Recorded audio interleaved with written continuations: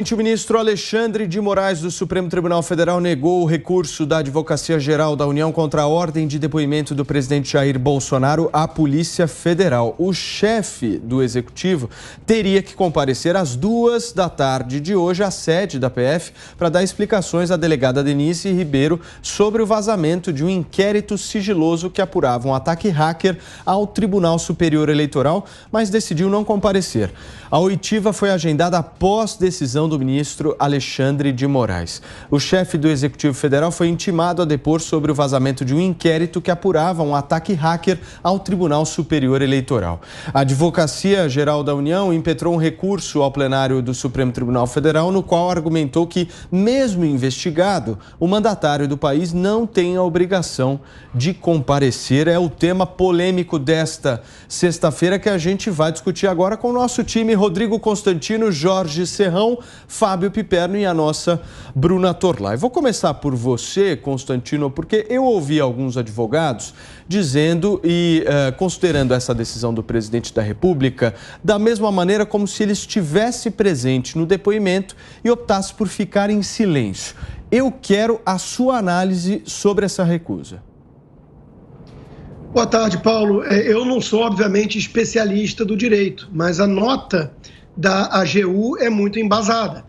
Usa, inclusive, decisão do próprio Supremo Tribunal Federal, né, de reconhecer esse direito e que a ausência é um direito, você ficar em silêncio ou estar ausente, e não pode, por isso, ter a condução coercitiva. Há uma linha de interpretação aí que tenta botar panos quentes nessa história para não gerar mais atrito entre o STF e o Poder Executivo, de que o Alexandre de Moraes fez não foi exatamente uma intimação. Como ele tinha decidido que o presidente tinha que escolher o dia, a hora e o local do seu depoimento e ele não o fez, o Alexandre de Moraes simplesmente marcou essa data. Essa interpretação me parece um tanto poliana, né? A gente sabe, e tem todo um histórico para configurar isso, que a postura do STF como um todo, e principalmente em particular do Alexandre de Moraes, tem sido a de partido de oposição ao governo Bolsonaro. E por isso se trata de uma perseguição. Tanto é que usou como pretexto ali, o Alexandre de Moraes, aquele inquérito de fake news, que ele por si só já é bastante irregular, né? Então, veja, argumenta o AGU que o inquérito da Polícia Federal não era sigiloso, isso foi decidido após a live do presidente. Me causa espécie que no inquérito de fake news o alvo seja o mensageiro que trouxe uma informação relevante, né, de que houve um hacker que ficou passeando meses pelo sistema, o sistema supostamente inviolável, segundo o TSE, acho que talvez isso seja mais fake news, né? Então, essa estratégia de atirar no alvo, no mensageiro como alvo, ela é uma estratégia muito manjada e muito antiga, né? Em vez de querer lidar com a essência do que foi revelado e que, repito, segundo a própria AGU, não estava em sigilo. O inquérito da Polícia Federal existe, a invasão do hacker aconteceu. Então, isso tudo é mais um capítulo nesse atrito, nessa novela que o brasileiro vem acompanhando faz tempo, em que o STF foi transformado num partido de oposição, tentando intimidar, acuar, desgastar cada vez mais o presidente da República. Então, respondendo sua pergunta, Paulo, eu não sou especialista, mas como milhões de brasileiros hoje, eu adorei a decisão do presidente. O Piperno, antes de começarmos o programa, você havia me colocado aqui que o seu entendimento é justamente diferente desses juristas que eu trouxe aqui, que o Constantino trouxe, de que essa recusa do presidente da República poderia ser interpretada como um silêncio num depoimento. Você me diz que, inclusive, você me cita uma fala do Fux, é isso? Mais precisamente do presidente do Supremo Tribunal Federal, que coloca o caso para ser decidido pelo Congresso, é isso?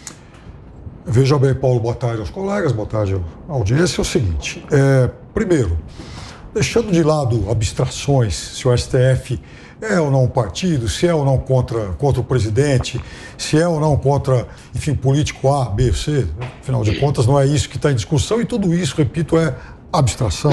Quero dizer o seguinte, primeiro, o ministro não tomou a decisão de determinar um dia, local e horário para esse depoimento a troco de nada. Ele isso foi negociado com a AGU, que recebeu um prazo de 60 dias. Isso é uma prerrogativa de qualquer presidente da República.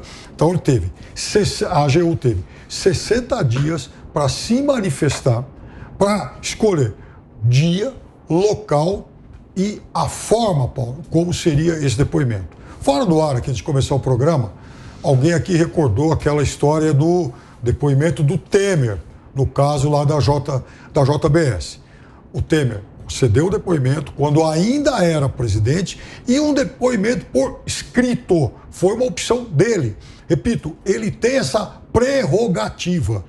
O que ele não pode deixar de fazer é desconsiderar uma determinação, uma intimação que venha do Supremo a partir do momento que exista um inquérito aberto. Piperno, só para te interromper, para ser bem objetivo com a nossa audiência, o que você está dizendo é que o presidente da República cometeu um crime de responsabilidade, é isso? Aí nós vamos então para aquilo que disse o Fux, e não sou eu, é o presidente do STF, quando o presidente Bolsonaro ameaçou no 7 de setembro jogar fora das 4 linhas, não cumprir determinações aí do Alexandre de Moraes. Aí disse o Fux, aliás, uma mensagem muito dura do Fux no dia seguinte, na segunda-feira seguinte, o que inclusive provocou depois a carta lá que o Temer escreveu. Muito bem. O STF não tolerará ameaças à autoridade de suas decisões. Se o desprezo às decisões judiciais ocorre por iniciativa do chefe de qualquer dos poderes, essa atitude, além de representar atentado à democracia, configura crime de responsabilidade a ser analisado pelo Congresso Nacional. Isso não sou eu quem estou dizendo. Isso quem disse foi o presidente do Supremo Tribunal Federal. Disse quando? No dia 8 de setembro. Muito bem. Serrão, qual que é seu entendimento nesse caso? Saudações, meus amigos e amados haters. Se esse raciocínio do Piperno, citando o Fux, está correto, então seria muito bom que o Senado Federal, que é a quem cabe avaliar as questões do Supremo, avaliasse também se tem ministro do Supremo Tribunal Federal abusando do poder, o que também seria uma representação de crime de responsabilidade. O que está acontecendo agora é de uma gravidade assustadora. Novamente, o Supremo Tribunal Federal, que descondenou um criminoso, um condenado por corrupção, que teve essa confirmação de sentença em 3 instâncias soberanas da Justiça, esse mesmo Supremo agora quer tratar como criminoso, insiste em tratar como criminoso o presidente Jair Bolsonaro. Isso não é correto do ponto de vista institucional. Está se abrindo uma guerra institucional grave. O ministro Alexandre de Moraes, ele está perdendo a noção do limite entre os poderes. Isso não é bom para nenhuma democracia. Isso que aconteceu agora do depoimento do Bolsonaro é uma forçação de barra. Jair Bolsonaro teria que prestar depoimento na Polícia Federal a uma delegada que é lotada no Supremo Tribunal Federal. Ela está respondendo à Polícia Federal ou ao Supremo Tribunal Federal? Ela tem um cargo em comissão lá ou não tem? Essa relação está estranha, esse modelo está confuso. O Brasil está vivendo nesse momento o escândalo da crise da nossa Constituição. A nossa Constituição já foi vilipendiada, desrespeitada e é hora de começarmos um debate para uma reforma dessa Constituição que está causando essa instabilidade. A juristocracia não é um regime legítimo. Ela vai ter que ser questionada nesse ano eleitoral. Ô Bruna, segundo o que a gente apurou aqui no jornalismo da Jovem Pan, inclusive havia uma estratégia do próprio Palácio do Planalto de aguardar a resposta do plenário do Supremo Tribunal Federal para verificar se o presidente da República poderia, ao menos, depor por escrito. A estratégia do Palácio do Planalto era justamente essa, de aguardar a resposta do plenário do Supremo. E aí vem o ministro Alexandre de Moraes e fura justamente essa estratégia, muda essa estratégia e cria aí toda essa questão agora. Independente da situação, você acha que o presidente da República pode ter uma vitória no plenário? Porque essa sessão ela vai acontecer mais cedo ou mais tarde, né?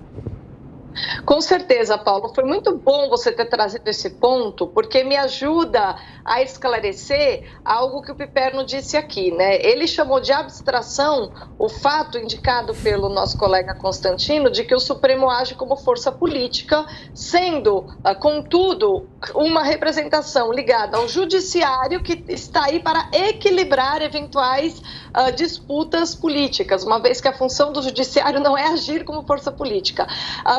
Dentre os três papéis, quando a gente fala de Estado de Direito, e você vai entender porque é que eu estou fazendo essa introdução, a gente tem executivo, legislativo e judiciário. Tanto executivo quanto legislativo, evidentemente, são instâncias, né, permeadas por forças políticas. O executivo é aquele que teve a maioria, mas o legislativo, ele tem mais a de frear e de brigar com o executivo, uma vez que todas as partes da sociedade acabam se encontrando no legislativo, o que não acontece no executivo, que está ali com a maioria dos votos, né? Então, governo, a maioria da população, legislativo, a totalidade da população. E aí você tem o jogo de forças político ocorrendo nessas duas instâncias. Não cabe ao judiciário fazer o papel de força política, porque justamente ele tem um papel de instância que equilibra qualquer tipo de trapaça, digamos assim, nesse jogo das forças políticas. Então, quando a gente vê o ministro do Supremo Tribunal Federal agindo como força política, a gente se pergunta, mas onde é que ele está? Ele usa a Polícia Federal para fazer papel de um deputado de oposição contra o presidente da República? Peraí, o que é que está acontecendo aqui? Então, eu não acho que a gente tenha o direito de tratar isso como abstração, se a gente respeita essa instituição chamada Estado de Direito e democracia e republicanismo. Se a gente quiser falar sério e usar a sério essas três palavras, a gente tem que partir do princípio que não tem nada de abstrato o fato de um membro do judiciário ignorar e jogar para trás o seu papel para assumir outros papéis, tá, Paulo? Então, nesse sentido, essa estratégia do presidente responder por escrito, isso vai ter de ser avaliado, né? Não acontece absolutamente nada. O fato do Bolsonaro não ter ido hoje não vai gerar absolutamente nenhum inconveniente, uma vez que a estratégia do governo foi essa que você indicou e é preciso que haja uma resposta a ela, né? É justo que haja. Agora, o que essa situação toda nos permite, mais uma vez, diagnosticar aqui, né, é justamente que o tal do Estado de Direito no Brasil está muito desequilibrado por uma falha permanente do judiciário. Eu até entendo que o judiciário é provocado pela oposição, mas enquanto o judiciário não souber falar para a oposição, veja, se você quiser me usar como aliado, você está prejudicando a democracia e transformando a democracia num castelo de cartas que se desmonta com assopro. Se o judiciário não souber falar isso para a oposição vai até perder a sua função de força política diante do executivo. E aí a gente tem o quê? A gente tem arbítrio. Arbítrio não tem nada a ver com o Estado de Direito. Eu imaginava que o Alexandre de Moraes soubesse disso, uma vez que ele é professor justamente desse sistema. Fala, Serrão. A gente tem que chamar o VAR pelo seguinte, vamos lá, vamos colocar as coisas no seu devido lugar. Supremo Tribunal Federal é o guardião da Constituição. Mas aqui no Brasil, o Supremo Tribunal Federal se arvorou por falhas institucionais, nossas, gravíssimas, omissões políticas no Poder Judiciário. O STF não é o Judiciário. Ele faz parte da máquina judiciária, mas tem um papel específico, constitucional. Mas o que aconteceu? Aqui no Brasil, do regramento excessivo, da Constituição ruim, esse Supremo Tribunal Federal se transformou num interpretador de tudo. Então ele trata desde um eventual problema causado pelo presidente da República até a soltura de traficante de drogas, ou briga de galinha, ou disputa se time de futebol ganhou ou não um campeonato. Isso não é questão constitucional. O Supremo Tribunal Federal tem que avaliar se a Constituição está sendo respeitada ou não nas decisões das 3 instâncias do Judiciário. Esse é o papel do Supremo. Agora, o Supremo não tem que ficar interferindo toda hora por ingerência de partido político no exercício do poder do presidente da República, que foi eleito para essa finalidade pelo povo brasileiro, que é quem tem o poder instituinte. Tem uma outra polêmica que eu queria trazer aqui para vocês, que essa é uma polêmica burocrática, mas eu quero que vocês possam ajudar a gente a traduzir isso para o nosso espectador. Afinal de contas, a Advocacia Geral da União impetrou, inclusive, um agravo no Supremo Tribunal Federal às 13 horas e 49 minutos, ou seja, 11 para as 2 horas da tarde, que era justamente o horário de depoimento na Polícia Federal do Presidente da República. Antes da 1 hora e 49 minutos da tarde de hoje, não havia esse agravo. São 11 minutos antes, mas o ministro Alexandre de Moraes está dizendo que houve perda de prazo. Aí eu deixo com vocês, Piperno. Houve perda de prazo, sim, porque nos 60 dias que foram determinados, não houve manifestação da AGU. Então, o que aconteceu basicamente?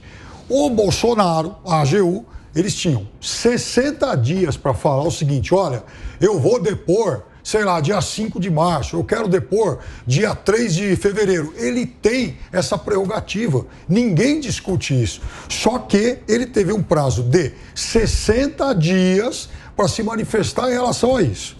A partir do momento que esse prazo se expirou, aí o ministro do STF falou: bom, então, já que não houve manifestação, vou eu marcar o dia. É isso que aconteceu. E aí, então, ontem, inclusive, a presidência da República inseriu até um outro compromisso oficial na agenda lá do presidente. Mas temos um outro precedente recente, né? O presidente também responde a um inquérito motivado, provocado pelas acusações do ex-ministro Sérgio Moro. O que aconteceu, Paulo, naquele momento? O Sérgio Moro foi convocado para prestar o seu depoimento, foi lá. A defesa do presidente da República, ela acompanhou o depoimento do Moro, fez os questionamentos lá que julgou necessários e encerrou, então, a parte Moro. Aí, o presidente da República, também fazendo uso das suas prerrogativas, pediu para que fosse marcado um outro dia, horário e tal, e aí, inclusive, não foi dada publicidade a respeito disso. E a defesa do Moro alega que não houve isonomia porque ela não foi comunicada, ela não estava lá. Mas tudo isso para dizer que o presidente tem essa prerrogativa e não cumpriu dessa vez. Essas questões todas que a gente está trazendo aqui também são questões jurídicas, burocráticas, que, enfim, advogados vão argumentar de um jeito e advogados vão argumentar de outro, e a gente não vai, enfim, chegar a uma conclusão tão precisa. O que eu quero saber de você, meu caro Rodrigo Constantino, é o seguinte: como é que fica o aspecto político dessa história? Porque havia uma paz, entre aspas, podemos dizer assim, uma paz entre o presidente da República e o Supremo Tribunal Federal, depois daquela carta que nós trouxemos aqui ao programa, enfim, analisamos ela, o Michel Temer ajudou a redigir esse texto, enfim, eu quero saber do aspecto político aqui. Como é que fica essa história? Paulo, os caminhoneiros canadenses estão fazendo o maior protesto do mundo em termos de caminhão contra o passaporte vacinal. Eles poderiam traçar uma paz, um acordo de paz com o Justin Bieber, ou Justin Trudeau, ou Timberlake lá, que é o primeiro-ministro canadense, que é se submeter a tudo que ele decide. Então, eu acho que o preço da paz, sendo a escravidão, é um preço que pessoas como eu, que valorizam a liberdade e o Estado de Direito, consideram inaceitável. Então foi muito importante a Bruna trazer aqui a definição breve do Estado de Direito, que para alguns jornalistas que estão aplaudindo a juristocracia porque o alvo é o Bolsonaro, né?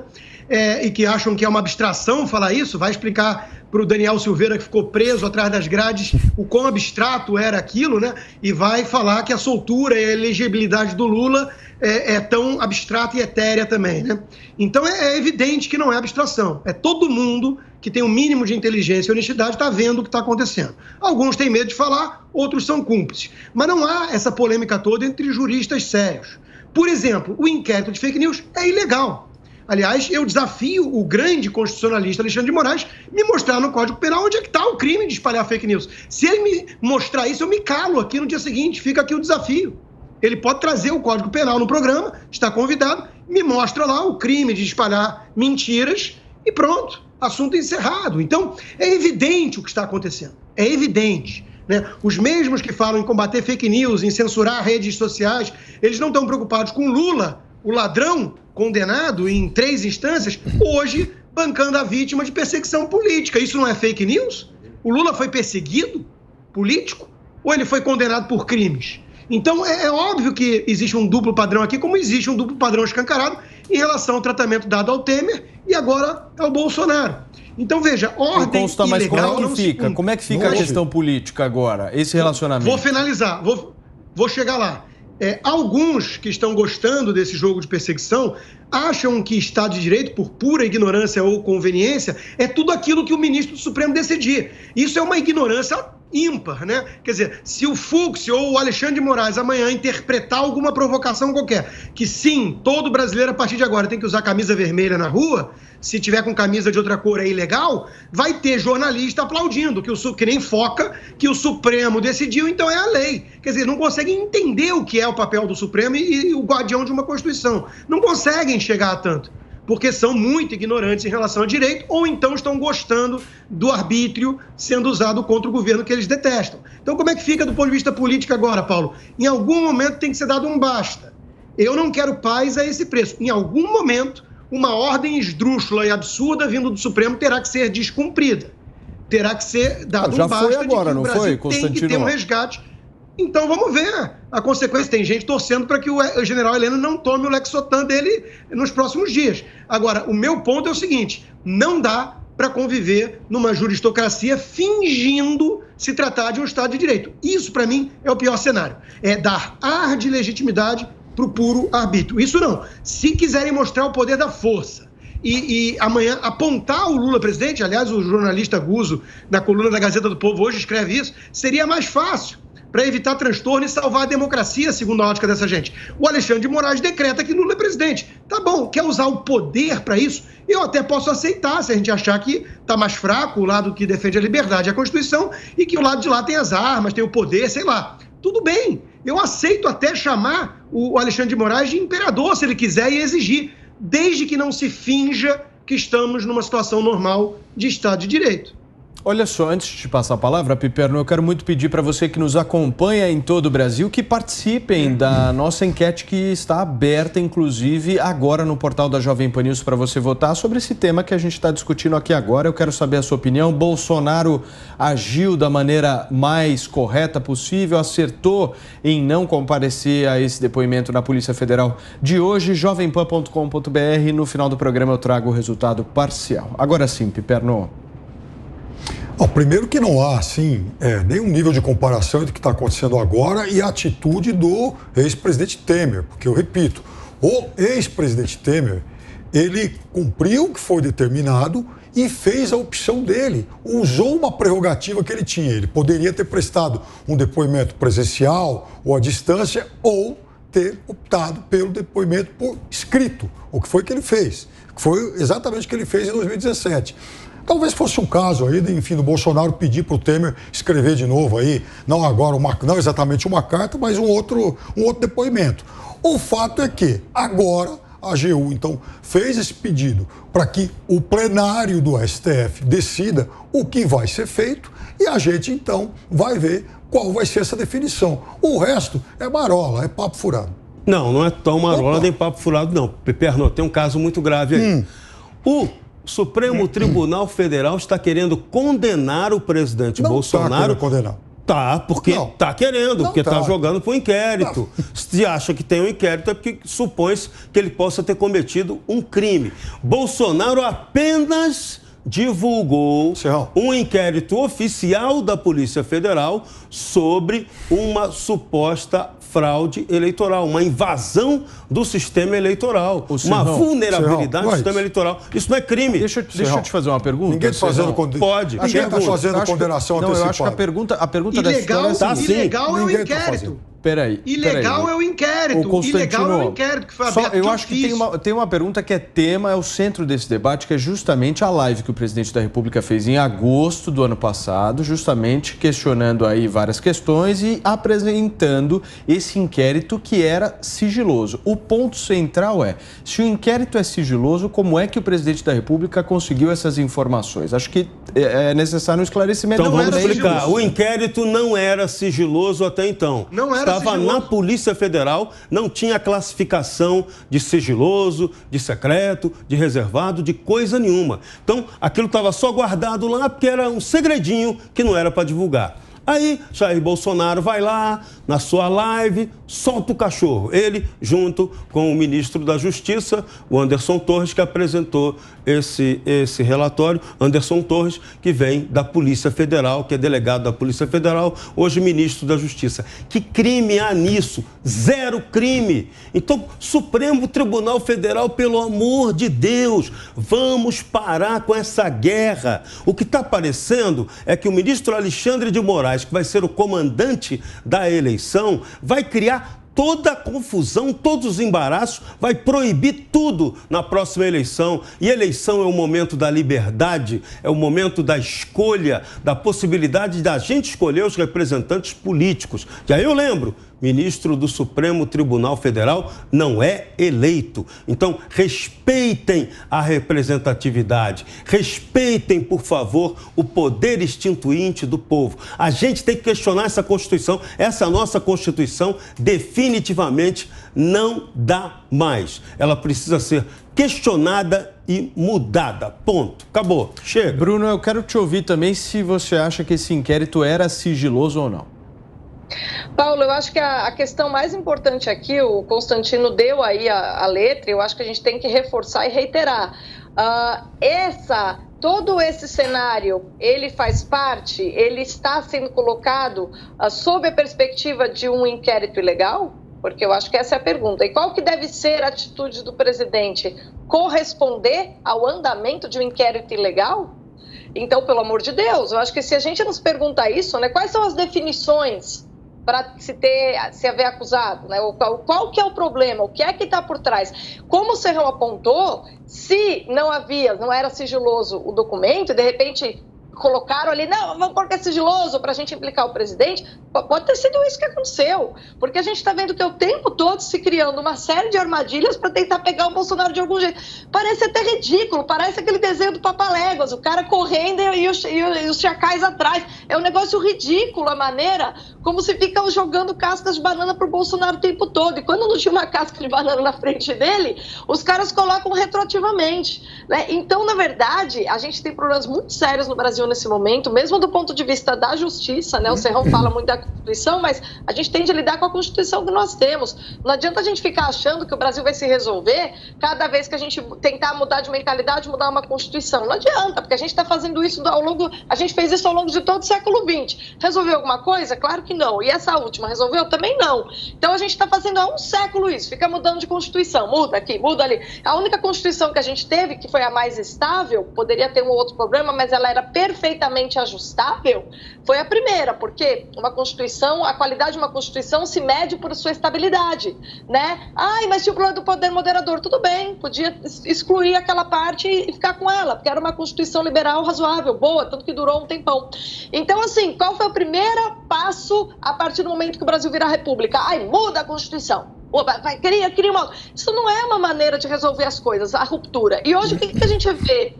O Supremo, que é o símbolo maior do judiciário, pode não fazer parte da estrutura do judiciário, mas é aquele que garante o judiciário como instituição, simbolicamente é importantíssimo, atuando contra o judiciário. A gente tem primeira, segunda, terceira instância, de repente vai lá o Supremo e age como uma força política, derrubando a autoridade do judiciário. Por isso que a gente tem aí um jogo desequilibrado e a gente não está no Estado de Direito, a gente está numa democracia em farrapos, né? Democracia não é você, uma vez a cada 2 anos, apertar meia dúzia de botões para dizer que está escolhendo pessoas. É você ter republicanismo, é você ter equilíbrio, é você ter realmente um jogo equilibrado de forças em que oposição e governo tenham chances de se manifestar sem trapaça, sem tapetão. O que a gente está vendo é exatamente o contrário dessa situação. Fala, Piperno. Olha, de fato, a Bruna lembra algo importante. A primeira Constituição do Brasil foi a que mais tempo durou. E a gente tem que lamentar muito porque foi uma Constituição que não impediu, por exemplo, a escravidão. Então, você conhece, lamento. Você conhece a primeira instituição? Eu quero saber se você leu a Constituição de 1824. Lamento muito que ela não tenha impedido a escravidão. Né? A escravidão, que aliás perdurou no Brasil até 1888. Veja bem, muita coisa. Né? Agora, Bruna, li. Agora, Bruna, li e ela não impede a escravidão. Ela não impede. E a monarquia que se beneficiou daquela Constituição foi o regime estruturado a partir sobre a escravidão, que é algo deprimente, né? Mas, enfim, tem gente que... Tem gente que... mas como não? Tem gente que não acha isso, não acha a escravidão ruim. Agora, vamos sair da abstração e vamos para o real. Vamos sair da abstração. Até porque, talvez para a extrema-direita do Brasil, a escravidão não tenha existido. Mas, de qualquer forma... Ela vigora até hoje. Então, vamos lá. A escravidão está na cultura do brasileiro. A escravidão acabou graças aos conservadores cristãos. Ela foi uma prática nefasta durante milênios. Ela acabou no Ocidente, na Inglaterra, os quakers conservadores. Aqui no Brasil, depois de ter chicoteado muita gente de 1500 a 1888, aí os generosos cristãos acabaram com ela. Né? Os generosos cristãos acabaram com ela depois de quase 4 séculos. A estratégia aqui é sair para o devaneio. Mas vamos voltar para o assunto em pauta, que é o seguinte, o Serrão demonstrou isso foi uma outra abstração. Falarem ao mesmo tempo, aí ninguém vai entender. Vai lá, Constantino. O caminho desandou porque o Serrão falou mal da Constituição atual e a Bruna veio falar que é a que temos e temos que seguir. Isso é um outro debate. Eu sou muito insatisfeito com a Constituição de 88. Demagógica, 1 ano antes da queda do Muro de Berlim, populista, mas é a que temos. O ponto é outro. O ponto é quem está andando fora das 4 linhas da Constituição. Não é o presidente, é o próprio Supremo. Então, veja, esse inquérito foi aberto de ofício, não foi pedido do Ministério Público Federal, não foi pedido da Polícia Federal, e está lá um inquérito ilegal, que fala de fake news que não é crime, e está sendo usado para perseguir o presidente, para gerar situação de incômodo e intimidação. É disso que se trata, o resto é abstração, é devaneio. Piperno. Foi um inquérito pedido pelo TSE, foi exatamente pelo STF. E aí, quando chega esse tipo de tema ao STF, o que você quer que o STF faça previamente? Vai lá e quando chega pelo STF. Vai lá e até porque ninguém está falando em condenação prévia. O que está falando, tudo isso que a gente discutiu até agora, é por conta da recusa de um depoimento. Só isso. Nós estamos ao vivo aqui na Jovem Pan News com o nosso 3 em 1 e acaba de sair, inclusive, uma decisão da Polícia Federal, uma fala da Polícia Federal dizendo, meu caro Jorge Serrão, que o Bolsonaro cometeu crime em divulgação de documentos que são sigilosos e, inclusive, o seu ajudante de ordens acaba de ser indiciado. Essa é a primeira vez que a Polícia Federal imputa um crime ao presidente da República, Jair Bolsonaro. Eu quero o seu comentário. Vamos lá. Que Polícia Federal? Qual Polícia Federal? A delegada que trabalha no Supremo Tribunal Federal foi quem ofereceu essa denúncia? Então, beleza. Então, vai se iniciar, Denise Dias Ribeiro. Denise Dias Ribeiro. Brilhante, parabéns. Então, vai começar, então, o inquérito contra o presidente da República. Só que quem está nos assistindo e vendo tudo isso deve estar enojado desse país. Porque, veja, é o país do rigor seletivo e do perdão conveniente. Mais uma vez, aqui basta ser velhinho picareta, então você pode cometer o crime de corrupção, que o crime irá prescrever só em função da sua idade. Mas vale tudo quando se trata, no momento, de perseguir o presidente da República, de arranjar uma razão qualquer para justificar o seu impeachment. Então, parabéns à delegada Denise, que trabalha no Supremo Tribunal Federal, que agora vai promover até o indiciamento do Bolsonaro. Então esse caso vai ser bacana, vai para a Polícia Federal, vai para o Supremo, depois vai ter que parar no Congresso Nacional, porque só o Congresso Nacional é quem pode afastar o presidente da República. O ano eleitoral será animadíssimo no Brasil transformado em inferno pela juristocracia. Viva o Brasil da corrupção. Isso para o bandido, mas para mim não. Eu quero meu Brasil de volta. Olha só, a delegada Denise Dias Ribeiro diz que não indiciou nem o presidente da República, Jair Bolsonaro, e nem o deputado Felipe Barros, deputado federal Felipe Barros do Paraná, que participou da live que a gente mencionou aqui, apenas porque o Supremo Tribunal Federal impede justamente o indiciamento das autoridades por conta do foro privilegiado. Constantino, o seu comentário também. Meu comentário é repetir o anterior, né? Eu já li aqui que o delegado envolvido no caso disse que o negócio não era sigiloso. Quer dizer, virou o samba do crioulo doido. O Brasil tá virado de ponta para cabeça. É um negócio de doido, né? O Lula que tem as coxas saradas, segundo a imprensa, né? Com Photoshop que aceita valor de face. É o velhinho que não pode pagar pelos seus crimes e que mente, espalha fake news dizendo que foi inocentado e que é um perseguido político. Tudo fake news. E isso não cai no radar do Barroso. E isso Alexandre de Moraes não abre inquérito de fake news para averiguar. Agora, o presidente divulga uma informação extremamente relevante para o debate brasileiro. Vamos lembrar que estava sendo discutido ali mudança por meio de PEC na questão das urnas e da transparência. Porque o Barroso diz, la garantia sou eu, e o produto que o Brasil, Bangladesh e Butão têm, mas que os países desenvolvidos recusam, é o melhor do mundo. E nunca seria violado. Aí o presidente fala assim, ops, tem um inquérito da Polícia Federal que investiga que foi violado e o cara ficou navegando lá meses no sistema, o hacker. Aí atiram no mensageiro, sendo que não era sigiloso, segundo o próprio delegado do caso, que virou sigiloso depois só, foi mudado. Então, é tudo muito louco, Paulo. Nós temos que parar de dar ares de normalidade para esse absurdo. Isso, para mim, é o principal crime hoje em dia. É a turma da mídia que fica fingindo, não, existe um espaço interpretativo aqui, a hermenêutica. Vamos ver aqui os juristas, vamos escutar aqui, vamos parar de palhaçada. Nós estamos diante de um golpe. Constantino. Olha só, nós temos mais alguns minutos de programa, eu quero ouvir o Piperno e a Bruna.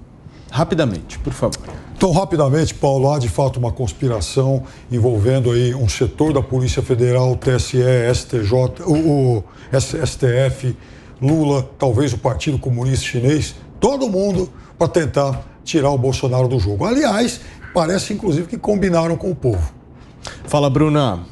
Não, acho que não. É curioso que Piperno falar isso. Parece que ele nunca leu o livro de história, porque é assim que as forças políticas atuam. Justamente fazendo em jogos de alianças quando você tem um adversário para tirar. Quando você tem um adversário do qual você quer bater e esse adversário tem legitimidade, você realmente tem que ter uma conspiração bem sofisticada. E eu não chamaria de conspiração, eu chamo de política suja mesmo, de razão de Estado. A Catarina de Médici já fez isso, cortou o pescoço de muita gente. Hoje o STF não corta pescoços, ele simplesmente empurra da cadeira. Mas a lógica é a mesma, Piperno. 2018 foi assim. Tem sido assim muito tempo. Não, 2018 foi voto popular. Se você... Posso ser cruel? Mas teve conspiração antes. Posso ser cruel? Um tweet, Serrão. Não, Piperno, lê umas biografias de reis aí que você vai ver que política, cultura política Serrão, ajuda a gente a entender. Ajuda, vocês estão precisando. Vou ser crudelíssimo. Jair Bolsonaro, tudo isso que acontece é culpa sua, porque você deixou que o Supremo não permitisse que você nomeasse o diretor da Polícia Federal. Você está pagando por tudo isso.